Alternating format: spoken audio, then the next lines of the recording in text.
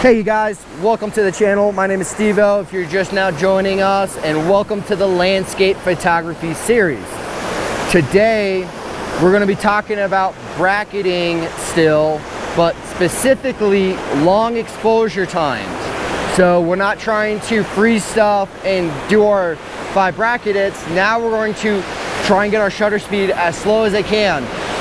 Right now it's super early in the morning. It's probably around 8 or 9. Still early. The sun hasn't quite came up over the mountains yet. I can see it, you know, the line right over here behind us, up here in the trees. We can see the light line, but it's not down here in this water.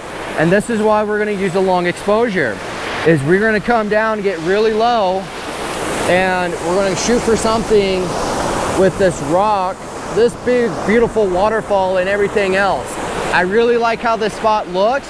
I might even come over here and get in the water. Yeah, the water's gonna be cold, and that's okay.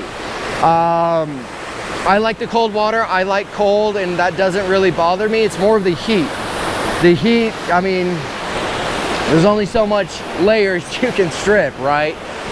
And so we're gonna bracket this, but I might see what I can come up with, because the challenge for today is I don't have my neutral density filters that allows me to get an extra 6 stops lower.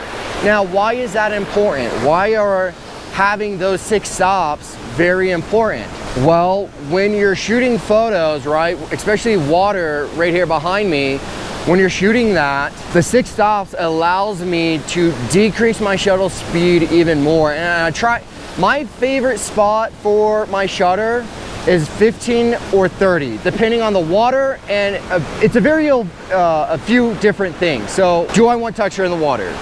So in this case, maybe a little texture up in here. So I might do a slower shutter speed to have some texture because these bubbles, but then I might have a longer one down here creating a nice smooth effect. Same thing with the waterfalls, having those nice and smooth. And so what I'm gonna do is I'm gonna pull out my camera, I'm gonna set this up on a time lapse, and we're gonna get some shots real fast before the sun comes up.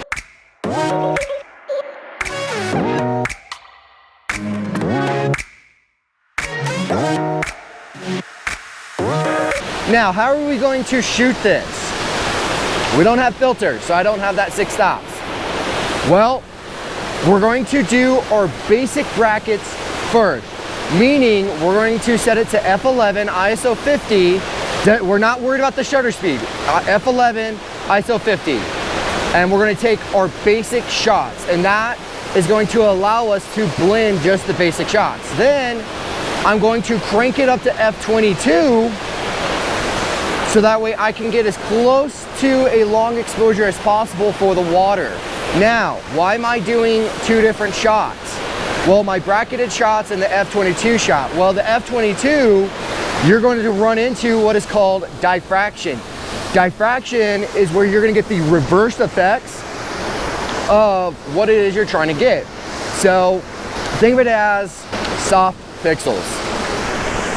Soft pixels is not what you're wanting. You want it to be sharp and in focus. So you start getting that opposite effect. And it's just like shooting at f4 or whatever, trying to shoot a mountain, and why it looks very soft and not too sharp. That's the exact same thing. You have soft pixels. So I'm gonna get set up, and yeah, let's do this.